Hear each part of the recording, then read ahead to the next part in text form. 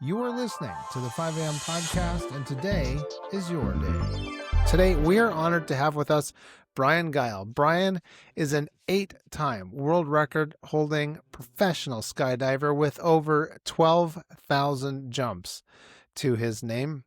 Bryan's expertise extends far beyond the skies.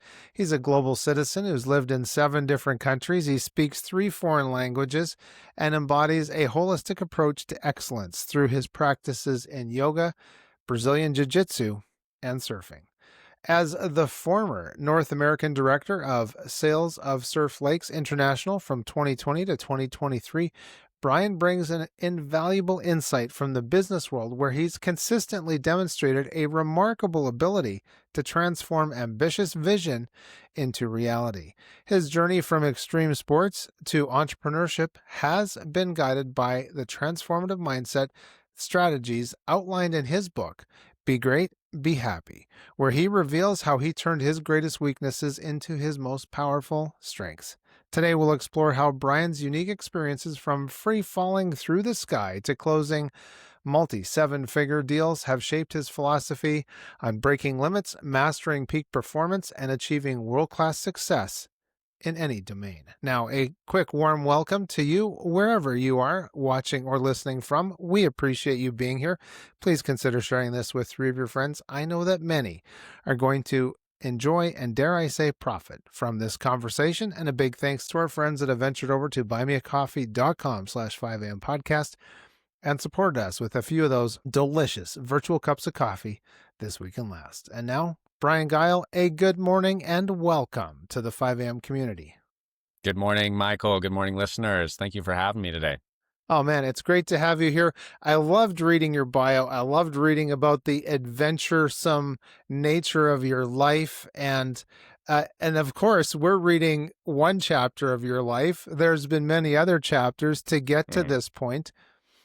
Can you talk about maybe a defining moment in a younger you where you said, I need to do X, Y, and Z, or else something is going to happen? Yeah, there's been a few moments throughout my life. The one that's going to stick out the most, and I'll just give you a quick backstory of mine. I've been skydiving professionally for 25 years, got 12,000 skydives now. We just completed a brand new world record in Chicago for largest vertical formation skydive. So we hit 174 people jumping out at 19,000 feet from 9 different aircrafts. We're all holding hands. And it took us a decade to break that previous record with 2 failed attempts in between. So skydiving has really been, it's been my main love for better or for worse. I think for better. I was born into it. My dad's been skydiving. So I really grew up with that sport being kind of the primary focus of my life. I couldn't do it until I was 16, but I had to watch my old man do the coolest thing ever every single weekend while I was a kid. So it really just bred me as soon as I had eyeballs, to know that I was going to grow up and become a skydiver.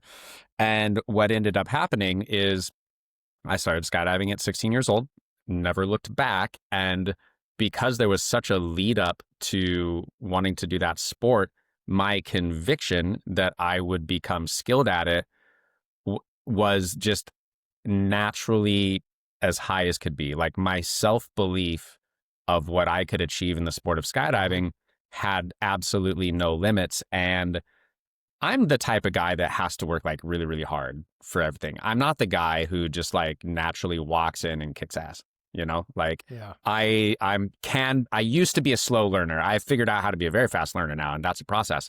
But I was very lucky to just be born with the pure belief in my ability to become a skilled skydiver.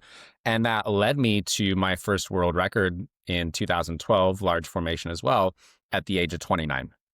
So here's that pivotal moment you asked about. Yes. I was also attempting to be an entrepreneur throughout my 20s. I have an older brother who's an entrepreneur. My mom was a business owner as well. So that was kind of bred into me. But I excel at jumping out of airplanes and launching websites and running marketing campaigns, not my strong suit in my 20s, but it didn't stop me from trying. And so I tried to launch various websites and sell ebooks online. And over my entire 20s, we're talking, 9 years from 20 up to 29, Mm-hmm. I was struggling. Like I made a couple sales, but like nothing ever really clicked. And that drove me crazy because on one hand, I'm actually now a world level participant in skydiving, Mm-hmm. world level flyer. And on the other hand, I'm totally sucking as an entrepreneur.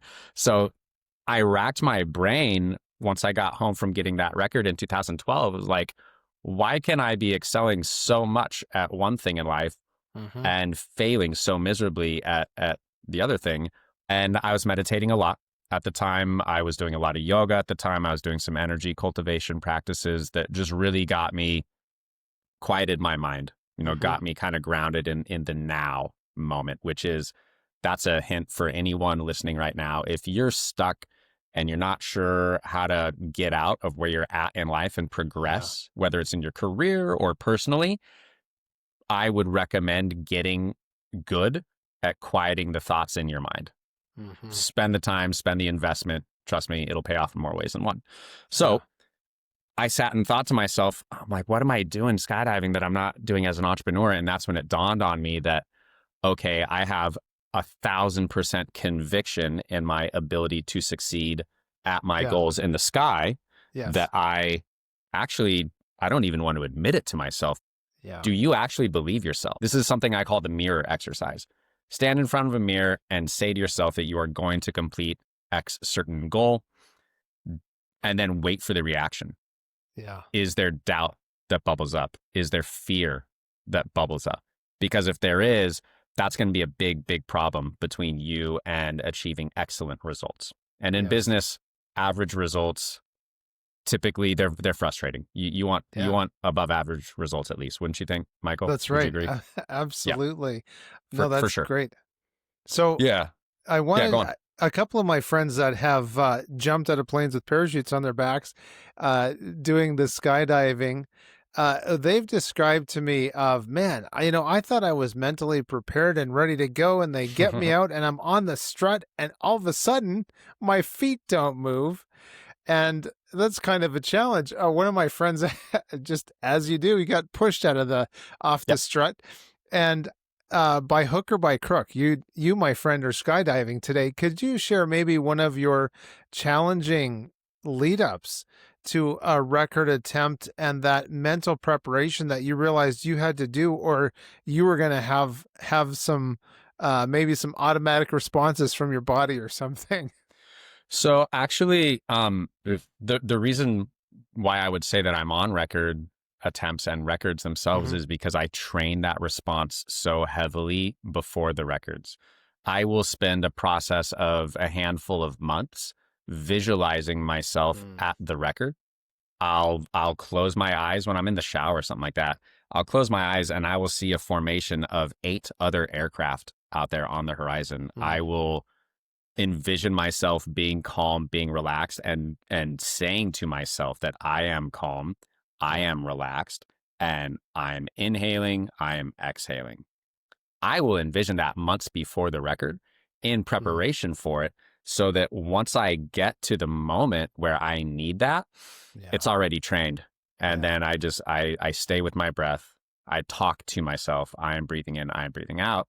And I stay sensitive in my body in that moment. Because if I Hmm. forget to stay sensitive with my body in terms of just scanning it for tension, that's where the nerves start to creep up. That's where you start to hyperventilate and things go Wow. poorly from there. Well, I was going to say at elevation, it would be frightening to start hyperventilating and not have that control over your Don't do that. body. Yeah, Yeah. you'll get hypoxic quickly. So Wow. you need we're on oxygen in the airplanes starting at Okay. 13,000 feet. We don't need it at that height, but we Hmm. want it because we want to be oxygenated. So Right. from 13 to 19, we're on O2 until the moment we jump. And Wow. then, yeah, you want to stay oxygenated. So don't waste it. Yeah. Yes. So then I want to ask you then about the time. So my Mhm. background as a television producer, I had to account not just for every second, but there's 30 frames of video per second that I Yeah. had to account for. And so I think about, my friends that are in aviation or have been in the military and how everything is timed.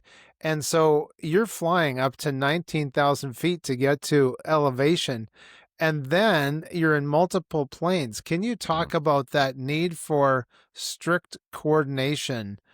With not with just with the clock and the pilots, but also the other Yeah. jumpers. Yeah, definitely. So it's the coordination of timing is extremely strict. Hmm. We have a person leave the lead aircraft. Just imagine a diamond Okay. shaped formation. So the tip of that diamond is the lead aircraft, and then the other aircrafts kind of fan out from there. A person leaves the lead aircraft, and that's the signal for all of the rear, like 4 aircrafts, to fully exit. Wow. But the skydive hasn't even started yet for the rest of the lead planes. About 7 seconds after that, the Hmm. core chunk, the base that everything's going to be built off of, that then leaves the lead airplane and everyone else goes for it. So we Wow. start the skydive staggered out both horizontally and vertically. The people who got Okay. out before us, they fly slower so that we catch up to them. And the people who get out after us, if we're, relative to the base, Hmm. they fly faster to catch the base, and everyone moves in laterally. So that's the approach. Wow. From exit to the first breakoff wave, when the outer ring of people Mm. are going to Okay. turn and burn, Yep. get out of there. Yeah. You know what? We have a saying in skydiving: no friends under 5,000 feet. You don't want to be near anyone That below totally 5K. makes sense. Yes. Yeah, yeah. So there's going to be a breakoff wave at 7.5 that for big jumps like this. There's going to be another breakoff wave at like 6, and then another one at Wow. 5, and then a final one at 4. Oh, So the timing yeah. for that is critical, and we Yeah. have little altimeters Okay. next to our ears and our helmets that they read barometric pressure, and they sound alarms Okay. at certain heights. So that helps Wow. us time. Okay. So you're jumping and you're not in formation at 19,000 feet, Mm-mm. and your formation is starting to break apart at like 12,000 feet So, descent. Like seven at and a half thousand, 7.5. seven and So a half thousand feet. I Yeah. was subtracting 7.5 from 19.5.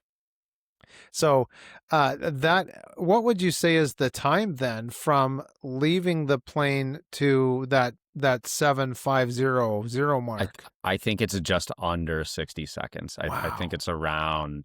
it's like 55 seconds to build a freaking world record. Okay. Okay. That's a lot. And every person has to be gripped on that. If there is one person who is in the wrong slot or gripped with the wrong Wow. hand Wow. or not showing control of a grip, because we submit this to judges, then that's a failed attempt.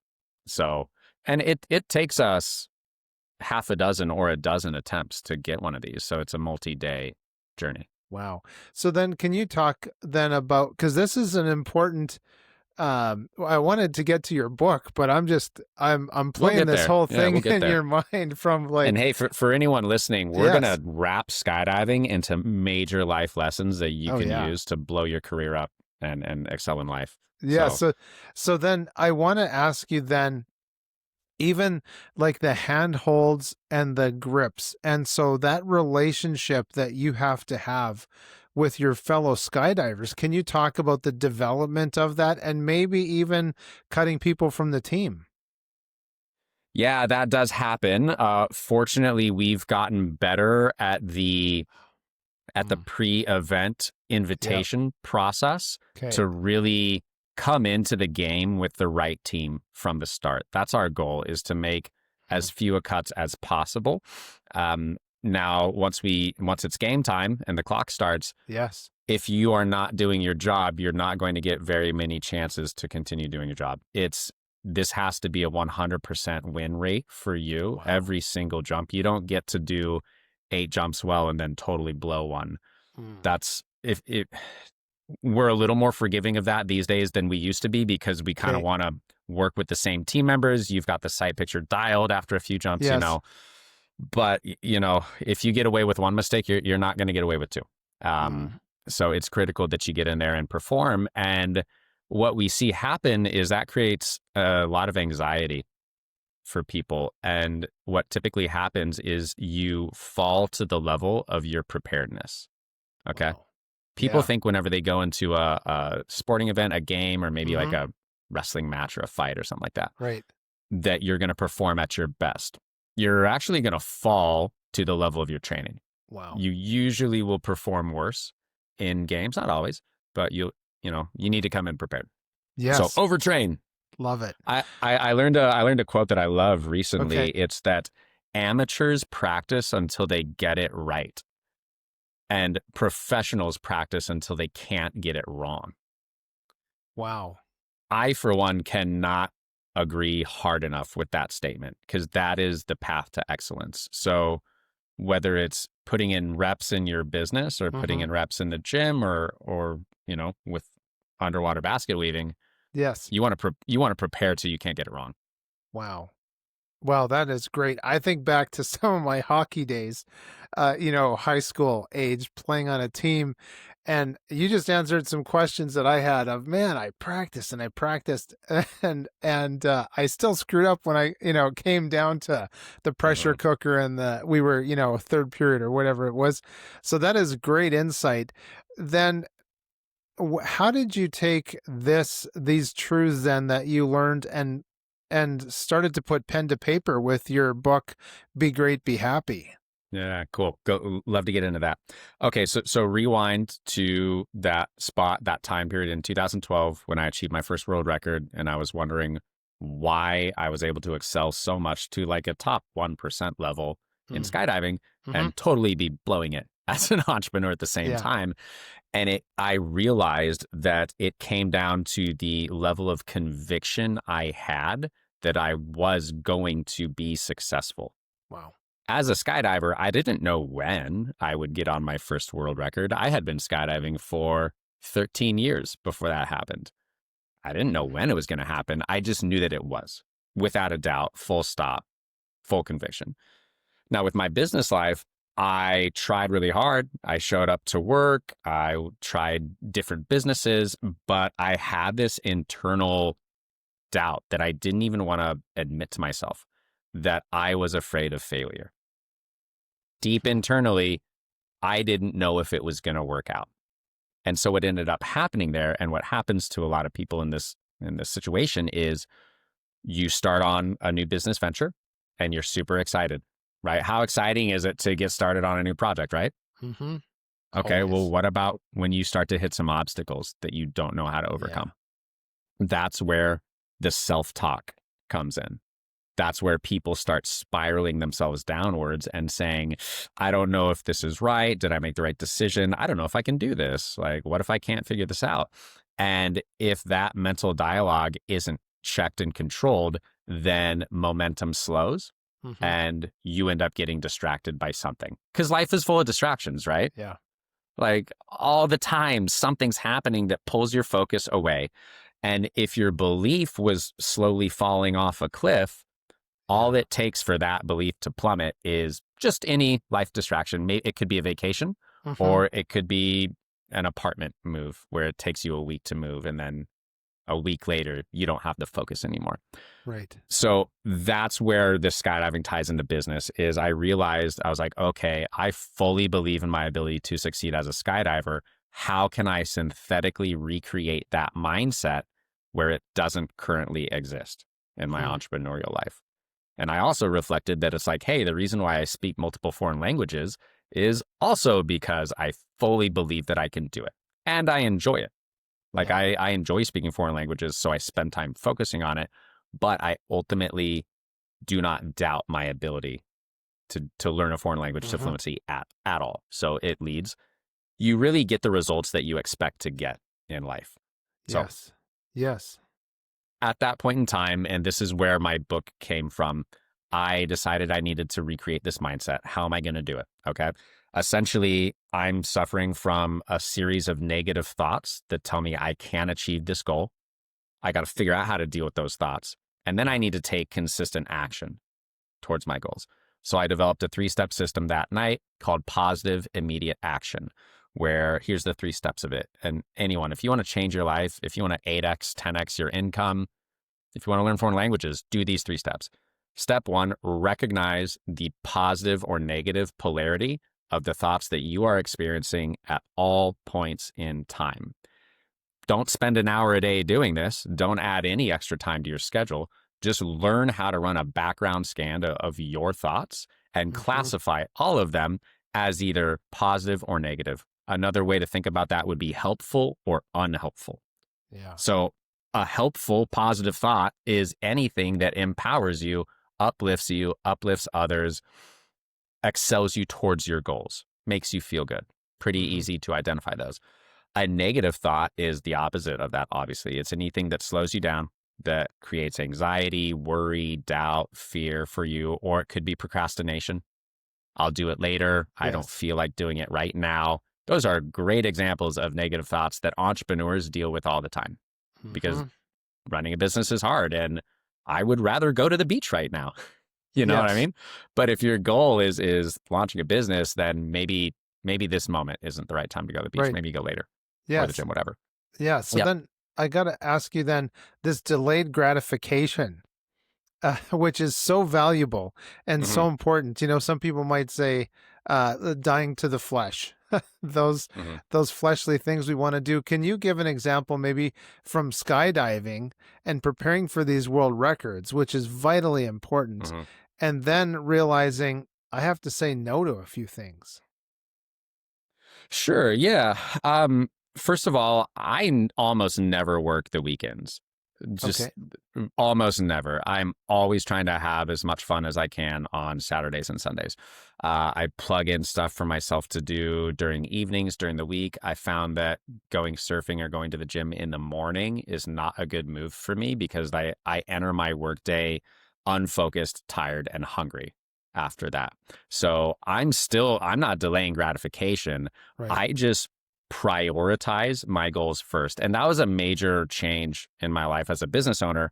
Rather than waking up and going to the gym, then going to yoga and then starting work, I just did the opposite because clearly my work is the least important part of my day if I'm not doing it first. Yeah. Wow. I would prefer to go to the gym and yoga first, but I come home hungry and tired. And now I'm sitting down on my computer. It's 11 o'clock. I haven't even started. And, you know, that's not a great way to really hit the road running. So you don't have to delay your gratification, but you can reorganize your schedule to put your number one priority first and understand what your number one priority is. Just a reminder that you can get all of our resources, other episodes, and read our blog posts at 5ampodcast.com. 5am Podcast is brought to you in part by mkci.ca, a certified member of the Autodesk Developer Network. MKCI helps companies maximize their AutoCAD, Inventor, Navisworks, and other design software investments. Their innovative products like the CommandSys script editor and the Clash Management Suite will streamline your workflow and boost your productivity. Visit mkci.ca today to discover how they can enhance your competitive CAD advantage. That's mkci.ca. Thank you for your support of 5am Podcast. Phenomenal answer, actually, and would explain every once in a while at my gym, I would wait until my day was done at the TV studio and then head over there. I could not believe the amount of people that were there after, let's say, 4:45. And so people like yourself, they didn't want to be tired and hungry at the gym. And I want to ask you one fascinating concept in your work is the relationship between those beliefs, the thoughts, reactions, and habits. How did these elements then interconnect to shape our reality? And maybe what's the first step that somebody could take to positively influence this particular cycle? Sounds good. I'll try to be concise here. So that 3-step system that I talked about, positive, immediate action, it has 3 steps to it. The first one is recognize your thoughts, positive or negative. The second one is learn how to transform the negative thoughts into positive thoughts. It doesn't mean you have to stop thinking negatively because, like, it's hard to control our thoughts, wouldn't you say? Sometimes thoughts just come into your head and you can't really stop it, okay? So you don't have to. You just learn how to react differently to them, transform that energy, and then take immediate action. So that's the system. Recognize, transform, act. How that works into our belief systems and our thoughts and our habits is, look, if you want to change your life and if you want to change your future, your beliefs are mandatory to change, but those are difficult to change directly. It's hard for me to tell someone or myself, just believe in yourself more. Yeah. That's Right. it's like, okay, well, I'm scared of something, or I have fear or anxiety or whatever. So don't try to change your beliefs directly. I recommend not trying to change your thoughts directly either, because those just can pop into your head. Instead, understand that you have a conscious ability to react differently to your thoughts. You don't have to agree with your thoughts. Just because you've had a thought doesn't mean it's true. And this is what we find most often is that in someone that I'm working with, when they have a self-limiting belief or a self-limiting thought, almost 100% of the time, it's not true. So learning to see your untrue belief patterns and thought patterns as untrue, that's a wake-up call. And as soon as you recognize that you can react kind of as a third party to those, where you can say, okay, I've had a self-limiting thought. I don't have to believe it or accept it. In fact, I'm going to go act in this certain way, even though that just happened. That's where your habits start to change. And once your daily habits, not dailies, excuse me, once your second by second habits of reacting to your thoughts change, then your outcomes begin changing. Once your outcomes change, your belief systems will change because you will see progress. Wow. So what we've done is we've indirectly influenced our beliefs through progress and evidence of our ability to succeed. Oh, that's great. I know there was a speaker many years ago that my wife would listen to, and her thing was, does that thought belong to you? You know, the thought comes in, ask it, or ask yourself, do I want to take ownership of this thought? Yeah. Do I want to take responsibility for this thought? That's really good. And I really like the way that you describe that about the thoughts that come in and, you know, in my sense, who they belong to. So I want to ask you then about transitioning from the extreme sports to becoming the North American director for the sales of world largest surfing wave pool manufacturer, which I thought was great. I liked watching the a couple of the promo videos. So what core principle then allowed you to excel in such different domains? Yeah. And maybe how can our listeners apply some of those same things in their career transitions? So my 3-step system, positive immediate action, is what I owe everything to in terms of being $16,000 in debt at the age of 29 to being a multi-6-figure income earner throughout the majority of my 30s. Okay. And the way that I went from really just being a skydiving instructor to being the North American head of sales for a company that had raised $30 million. Wow. So they're not, you know, they're a smaller company, but they've done something well. That was all possible because of this system, positive immediate action. Recognize your negative thoughts, transform them into positive reactions, and then take immediate action towards a list of small goals. That system allowed my belief in my ability to succeed in business to go out of this stratosphere. We're talking into another dimension from where I had started. So I'll tell you how that happened is in skydiving, we have these things called indoor wind tunnels. I fly wind tunnels, indoor skydiving. Those have been around for 26, 7 years or something like that. And I watch them fully transform the skill level of our sport in skydiving, because now you don't have to train for a minute at a time. You can go fly 2 hours in a night. That's a pretty big difference in terms of, you know, getting reps in. Then in 2016, that same technology, for surfing, wave pools, that same type of technology for surfing started becoming very popular, and it got good. Basically, the tech started accurately recreating ocean waves in pools for surfers. I will tell you, as a surfer, it's a real pain in the rear to just catch a wave. It's not easy. You've got tides to deal with. You've got the ocean. You've got winds. You've got other surfers. Getting your feet up on a board on a wave actually takes kind of a lot of effort. When you go in a wave pool, you just get served up world-class surf over and over and over again. I caught 172 waves in 4 days in my first Wow. trip to a wave pool. That's kind of more than I'll get in like a year in the Yeah. ocean. So I entered that industry fully believing that I was looking at the future of surfing. And I looked at a technology manufacturer called American Wave Machines. And I said, you know what? I want to build one of these wave pools in California. And I knew a couple investors that would be interested in backing it because they understood what wind tunnels had done for skydiving. Right. And this is the moment that you're looking for if you want to start a business. You're thinking about entering in your information on a company's website to get information from them, or you're thinking about reaching out to someone. I knew at that moment that if I did not commit to this goal with the end in mind, full conviction, full send, no plan B, that ultimately I would fail.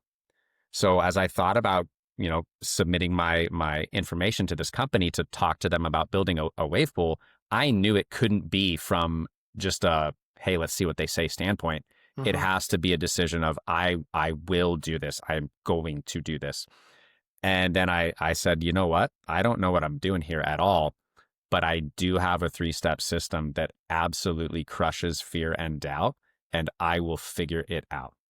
So what happened is I went from not knowing anything about the man-made wave pool industry to going on a 1.5 year international due diligence effort, sponsored by myself, paid for by myself. I went to Texas. I flew to Spain and back in 4 days, spent 36 hours in the country, less time than I spent traveling there. I went to Australia twice, and I surfed the best wave pools in the world so that I could answer to my investors who the best tech was. The only reason I was able to do that was because of positive immediate action.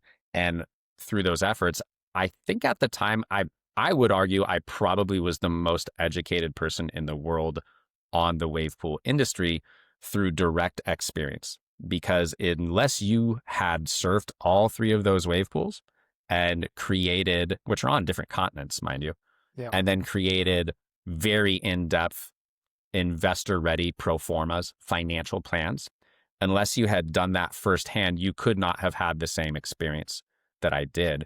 Yeah. I approached Surf Lakes International thinking to build one of their wave pools in Southern California. They saw the expertise that I had created, and they just offered me a job. Wow. On the spot. They didn't hire me on the spot, but they said, hey, what about coming to work for us? Right. And so we had that conversation for about 6 months or so. And once the timing was right, I took the position. Now, it wasn't the original goal that I set out to accomplish of building a wave pool in Southern California, but it made me an industry insider. And it was also a significant payback on the time and money that I had already invested. Right. So, yeah. And what I found interesting, doing my research for this episode of it's not just a wave pool. It's not just the tech and, the depth and the engineering that goes into the actual pool, but it's realizing this idea actually has now created real estate on a beach where there wasn't a beach. Can you talk about some of those positive unintended consequences? that was very intentional. Maybe that wasn't intentional from the get-go, but we learned quickly that, look, naturally around the world, wherever there is world-class surf, the real estate values tend to be pretty expensive. One, beach real estate isn't cheap for the most part. Yeah. And then you can pull it up on a map if you know where good surf is. The real estate around those areas is expensive because surfers want good waves. So the cool thing that Surf Lakes does is creates, it's like 1/2 mile of shoreline, I think, where you can take any plot of dirt in the world anywhere and create a world-class surfing destination with restaurants, with amenities, with, a community built around it, and surf in the morning, surf at night, have live music there. Very big real estate play. Yeah, no, that's great. I was just thinking about being able to go skiing in Montana and stay at a surf resort that's close to the ski hill, so I could get 2 great things in on one weekend. Oh, yeah.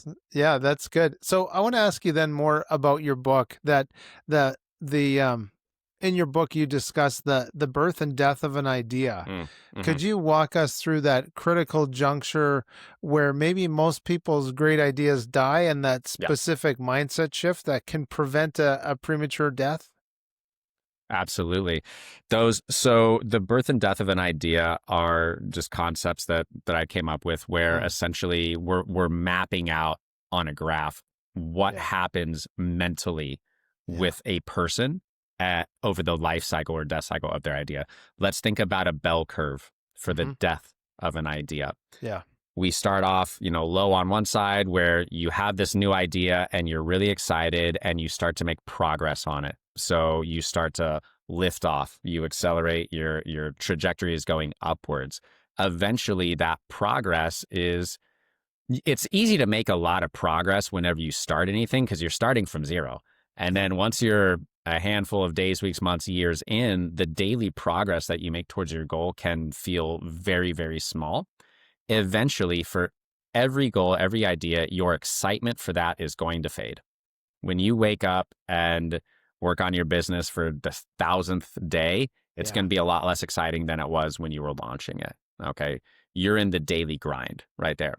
And when obstacles start to present themselves, this is how ideas die. Once you're not sure what to do to make progress, because really that's what keeps excitement strong. That's what keeps your Hmm. beliefs strong, is any amount of progress. Once that starts to teeter over, the voices inside our heads often cripple us, and that gravity pulls our our actions and our ability to continue acting back down. We're up in the sky at that point. Once Yeah. we've made some progress, it starts pulling us back down to earth. We don't believe in ourselves as much because we start Hmm. feeling like we can't do this, or Yeah. this wasn't a good idea. This isn't going to work out. At that moment, your momentum will slow. And if you don't revive that self talk and rekindle that belief, eventually you will quit. And that Yeah. is the death of your idea. Right. So the death is it's a bell curve. Okay. The life cycle of an idea is an S curve. Hmm. And it starts the same. We have the birth of an idea. We start making progress on it. We get excited. Eventually, that excitement's going to fade. And where people's ideas survive and turn into completed goals is where they are able to maintain a steady trajectory every single day without the excitement. And you Yeah. got to know that it's not going to be that exciting a few months from now, a few years from now. You're grinding. This is the rise and grind Yeah. mentality. With a system like positive immediate action, where you recognize that your excitement is fading, and rather than reacting to that by feeling down, feeling depressed and wanting to quit, you say, okay, this is natural. I can do this. Let me transform that Hmm. energy. I use a mantra to do it. We can get into that if you want. And then take that immediate action towards a small list of goals. When you accomplish even small goals that move you towards your ultimate goal, that maintains your level of belief. Hmm. And you have to keep nurturing that belief like it's just a little fire. You got to keep adding some fuel to it every single day. It's very easy to put that fire out in one fell swoop. You just dump a bunch of Right. water on it. Boom. Those would Yeah. be negative thoughts. But you have to keep fueling it with belief every single day and backing that up with action that creates small Mm. results, small wins, Yeah. essentially. That's So if great. you want to see your goals completed, look at the small wins every day, shoot for the small ones every day. They will add up over time. Yes. Boy, there's some good parallels to relationship advice in what you're sharing with Hmm. us right there. Totally. Really across the board. And so I want to get into the mantra that you mentioned, but before that, I wanted to ask you then about the physical disciplines. Brazilian Jiu-Jitsu, Hmm. yoga, physical fitness required for surfing, all Mhm. of this alongside your professional endeavors.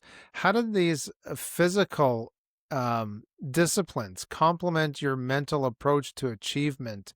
And what maybe was there an unexpected lesson that these activities actually taught you about success? I mean, skydiving definitely taught me about Yes. success, and that was Yeah. just believing in my ability to succeed. Mm. But that also taught me how to excel in jiu-jitsu as well too. I weigh 150 pounds. I'm not 6'1", 210, Right. and jiu-jitsu it's a combat sport. So being a smaller guy, I found myself defending a lot when I used to do it as a kid. And I realized that I was entering this sport with a defense oriented mindset. You want to know the first way to lose your goals? Yes. Any goals, doesn't matter whether it's jujitsu or business or learning a language, go in planning to defend. Mm. That's a great way to lose because you're Yes. not attacking. And you really need an attacking mentality, which might not be natural for you, but you can train that. So Yeah. I learned with my belief in jujitsu that, okay, I need to think about this from an attacking standpoint. I need to approach my goal of being on the mat with opposition in mind rather than defense.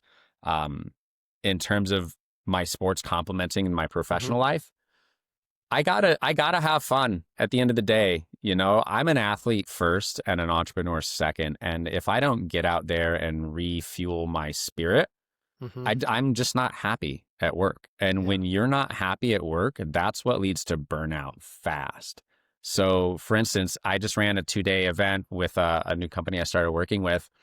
13 hours Friday. I told you I never work Saturdays, but we had an Yes. event, so I had to work like 10 hours Saturday. I was so tired and over being inside by the time Sunday came out. Yesterday, I went to the gym, I skydived, and then I surfed in the same day. Wow. Not everyone is going to have access to those Hmm. sports, but find something that gets you into your body Yeah. so that you can release dopamine and serotonin and oxytocin, all of these feel good endorphins that revitalize you to come back to work on Monday. I feel so much better now after a day off of going and playing than I would have if I had just sat around and watched TV and Oh said, yeah. I'm too tired. Yeah, absolutely. That phrase right there, I'm too tired. I know my wife and I talk about it here at home. That is a self-fulfilling prophecy. Yeah, That it is. and there's just so much power in our words. So I want to hear about the mantras because that could be a Saturday afternoon or a Bro, Sunday afternoon mantra of I'm too tired to do anything fun. for sure, for sure. Whenever you want to instill behavioral change, here's what I do. And this is really the core of my 3-step process. So a mantra in like Eastern philosophy is a saying that's supposed to have like a healing benefit or so. Hmm. In a Western philosophy, a mantra is just it's like an affirmation basically, Yeah. and that's what I use. So when I experience an unhelpful thought, such as I feel lazy and I don't want to go Yep. do whatever, then I'm going to recognize that and I'm going to say a mantra to transform that energy. My mantra is 5 words: happy, healthy, wealthy, humble, loved. I also Mm. have a backup one, which is just I can do it. Now, those are just words, and words, they have no meaning except for the one that you attach to them. So when you experience a negative thought, you have to understand that it's just words that you're creating in your head, and your belief into those words Hmm. gives them weight.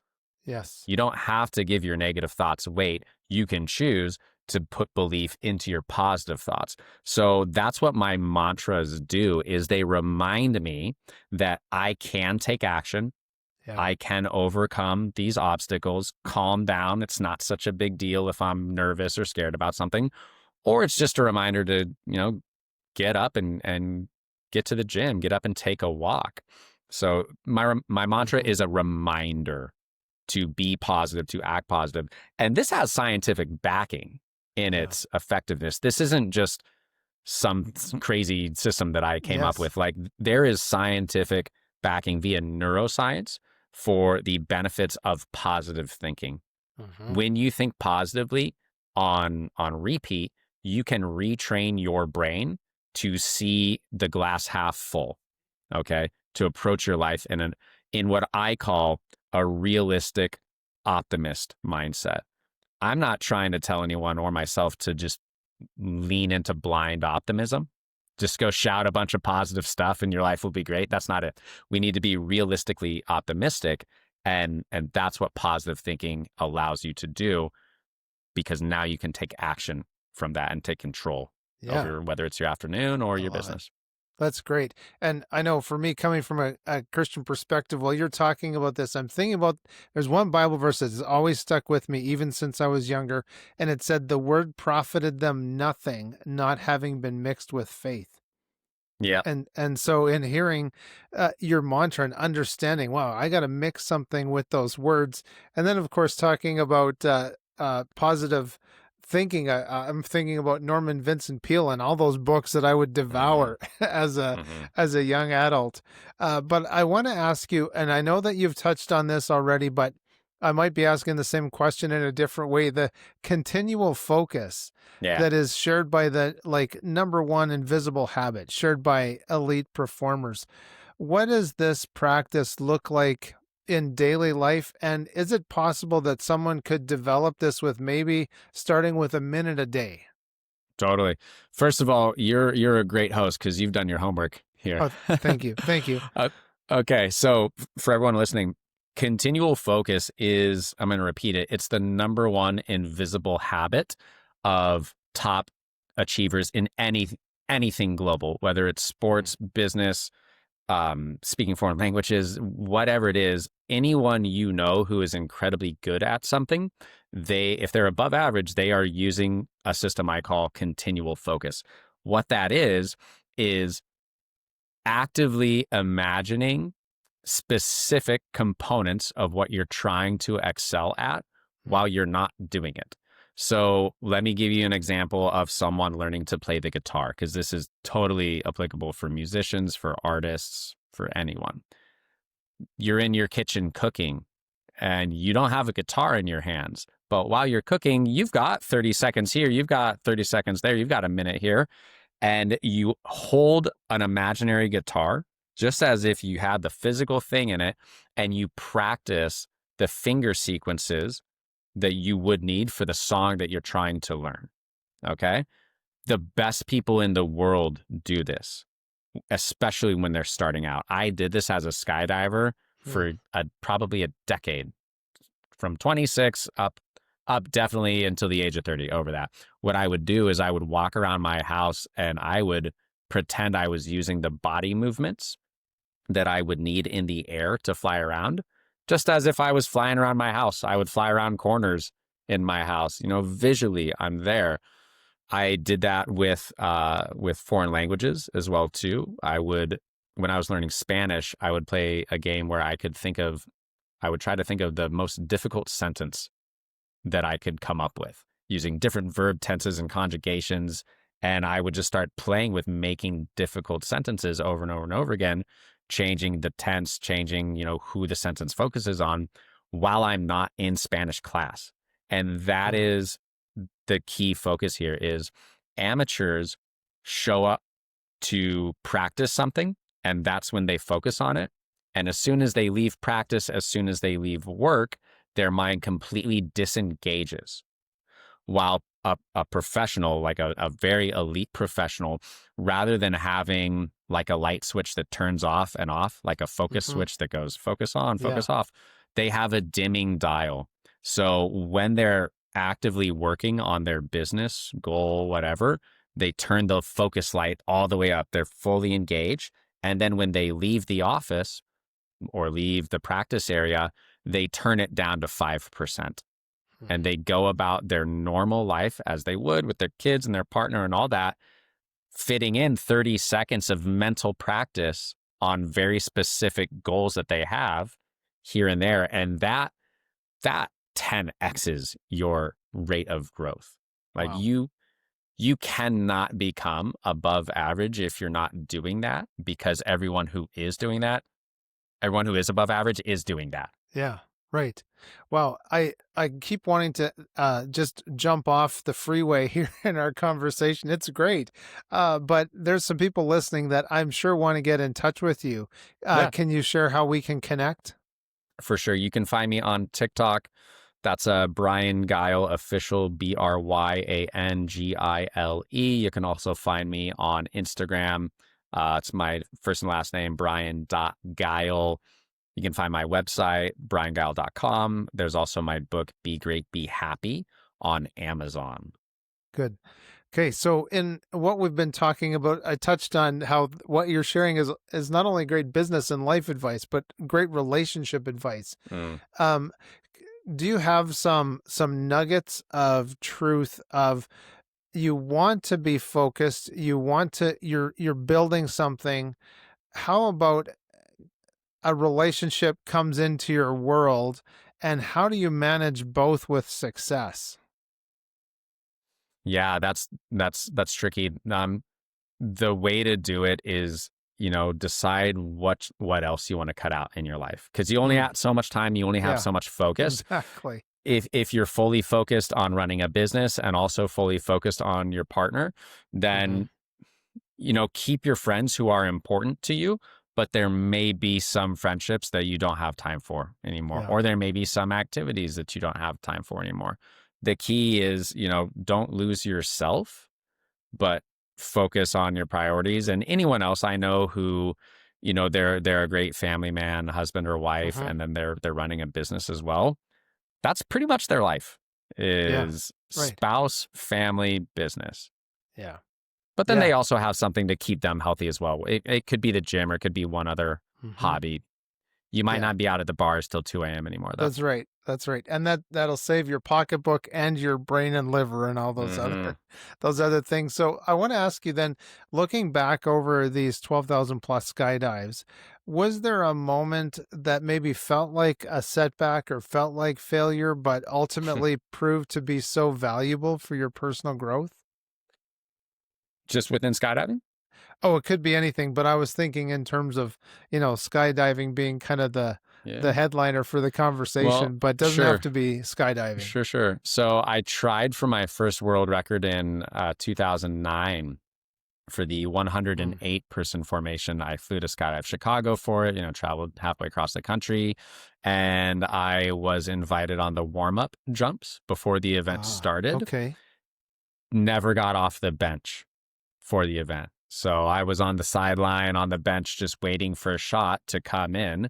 There were like 50 people on the bench as well. And I was new on the national and international scene. I was known on the West Coast, but you really got to get out there more if you're trying to go for global pursuits. So I totally failed in getting on my first skydiving world record. I was never given the chance.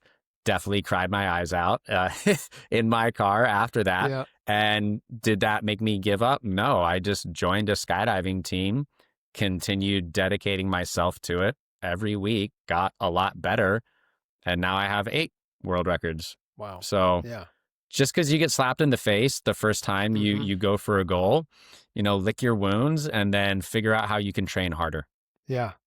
That's great. So the other thing that I wanted to make sure that I fit into this conversation was asking you about the numerous you've worked with. I'll rephrase that you've worked with numerous high performing individuals. Is there a common misconception about success that you've observed most frequently, maybe among driven professionals? And does that actually hold them back from reaching their potential? Yeah. One of the biggest common misconceptions with success is that it's constant. Like, just because you've reached success at one point in your life, that it should always be there, and you'll never go through waves of that. Okay. If you know anything about the stock market, it goes up and it goes down, and then it goes up and then it goes down. And over time, the stock market to this day continues going up, but it has major setback moments, major consolidation moments. And your life is the same way. As you are trying to, advance your career, you might get laid off, and then it's a tough job market because a bunch of other people did too. And that can feel like such an emotional blow. What you want to realize, though, and what's always happened with me, is whenever life has thrown me down on the ground, I take a little bit to look around at the burning ashes of life around me. And I'm like, oh my God, how did this happen? And then I use that as fuel to jump even higher, because I'm not going to stay down, So 1, success is not constant. And 2, there is nothing like having your life shattered that will motivate you to create new levels of success. Yeah. Wow, that's really good. So if there's someone who's they're listening and maybe not necessarily that they need a recap, but they're like, man, I feel so stuck. I feel like my mantra is I'm the cookie monster or something like that. They've got some stinking stuck thinking.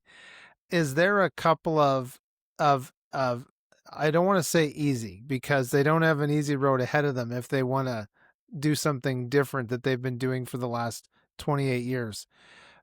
What would be your advice in just a couple of sentences of what they need to do to like change their mantra, change their actual position in life from the video game holder to doing something else? I would suggest getting into active meditation. And by that, I mean like some form of energy cultivation. Whether you believe in chi or whether you don't, there's a lot of scientific proof behind things like Tai Chi or Qigong relaxing you. So if you're stressed out and you're stuck, there's a lot of evidence that doing energy cultivation exercises is very beneficial to lowering anxiety, lowering stress. And what we want to do is get you out of a primal state of thinking where your nervous system is wrecked, you're anxious, you're worried, you doubt yourself. And we want to shift you into a powerful state of being where you are relaxed, you are calm. This is what I say before every single world record. I am calm, I am relaxed. And that helps me stay in that energy so that you can then go and operate day to day at your maximum. And what that looks like is it looks like you confidently applying for a job, knowing that you are the right candidate to get it. And it's almost like manifest destiny at that point, you know? Yeah. It's you meeting someone in a coffee shop and having that conversation actually go someplace. Yes. Because you push it and you intend to get something out of that relationship, not using them, but you know, if there's a connection to be made. So I would recommend doing like 6 months of energy cultivation of whatever you can vibe with. Qigong, Tai Chi, Dan Mu Do, so that you get control of your mind. Yeah. Act in above average ways and you can expect above average results. If it seems above average to start a meditation practice, an active one, for 6 months, it is. And you can expect above average results if you do that. Then get some mentoring. Find someone who is succeeding where you want to succeed in life and model after them. In school, it's called copying. In life, it's called modeling. And this is what successful people do. And I love that you brought up Tai Chi. Being within the stressful environment of television production, I learned how important it was to find a spot and just do Tai Chi. I would say, don't think that we as humans have reality fully understood, because we probably don't yet. And remain open, remain agnostic to practices that could just make you feel better. You don't necessarily need to know why it makes you feel better, but doing Qigong is pretty much proven to lower stress and make you feel good. I would highly recommend that someone get into meditation practices. Yeah, that's great. And just become an intermediate. You don't have to become an expert. Dedicate half a year to it. Bryan, thank you so much for joining me today for the 5 a.m. podcast. Thank you, Michael. It's been a pleasure. Absolutely. I loved it. There you have it, ladies and gentlemen. What a great conversation. Thank you so much for being here. We appreciate you joining in with us. For those inspired by today's conversation and you want to connect a little bit more or implement some of Bryan's strategies, just a reminder to follow him on the TikTok at BryanGile.official, where he shares actionable mindset techniques that have helped him become a world record athlete, a 7-figure entrepreneur. And you can also visit the great website, begreatbehappy.com, to learn more about his book and access to resources to enhance your happiness, financial success, and overall fulfillment. Ladies and gentlemen, you can rewire your thinking and achieve your life goals. If you haven't already, help the channel grow with a like, a share, and subscribe. We do love expanding the community of 5 a.m. podcasts. Thank you for joining us. Until next time, please seize your days and enjoy those sunrises and sunsets and all the adventures in between. I'm Michael Clausen. 5am Podcast is brought to you in part by mkci.ca, a certified member of the Autodesk Developer Network. MKCI helps companies maximize their AutoCAD, Inventor, Navisworks, and other design software investments. Their innovative products like the CommandSys Script Editor and the Clash Management Suite will streamline your workflow and boost your productivity. Visit mkci.ca today to discover how they can enhance your competitive CAD advantage. That's mkci.ca. Thank you for your support of 5am Podcast. Thanks for watching the show. Just a reminder that you can get all of our resources, other episodes, and read our blog posts at 5ampodcast.com.